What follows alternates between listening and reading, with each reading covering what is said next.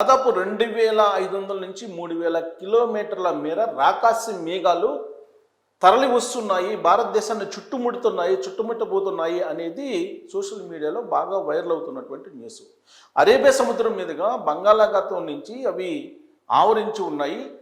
రాబోయేటువంటి రోజుల్లో అతి భారీ వర్షాలు వచ్చే అవకాశం ఉంది, అత్యధిక వర్షపాతం నమోదయ్యే అవకాశం ఉంది, కుంభవృష్టి కురుస్తుంది, భారతదేశం మునిగిపోయేలాగా కొన్ని ప్రాంతాల్లో అనేటువంటిది సోషల్ మీడియాలో వస్తున్నటువంటి న్యూస్ గత కొన్ని రోజులుగా.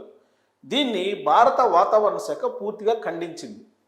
ఋతుపవనాలు వస్తున్నటువంటి క్రమంలో మేఘావృతం కావడం అనేది సహజం.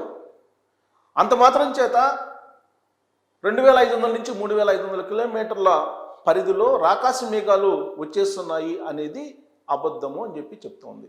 అయితే ఎల్నినో ఎఫెక్ట్ అయితే చాలా తీవ్రంగా ఉండే అవకాశం ఉంది అనేటువంటి విషయాన్ని భారత వాతావరణ శాఖ చెప్తుంది.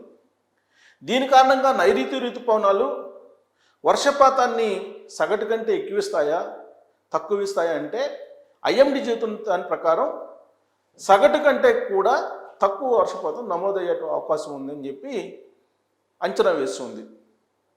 ఈశాన్య ఋతుపవనాలు పోయినాయి, దాదాపుగా ఈశాన్య ఋతుపవనాల యొక్క ప్రభావం ఎక్కడా కనిపించలేదు. కాకపోతే నైరుతి ఋతుపవనాలు భారతదేశం మొత్తం మీద ఎఫెక్ట్ చూపిస్తాయి. 28 రాష్ట్రాలు అలాగే కేంద్రపాలిత ప్రాంతాలు మొత్తం కూడా ఈ నైరుతి ఋతుపవనాల మీద ఆధారపడి ఉంటాయి. ఈ ఏడాది నైరుతి ఋతుపవనాలు దాదాపు వారం రోజులు ఆలస్యంగా కేరళకి టచ్ అయ్యాయి. ప్రస్తుతం కేరళలో నైరుతి ఋతుపవనాల ప్రభావం కనిపిస్తుంది, అక్కడ వర్షాలు కూడా పడుతూ ఉన్నాయి.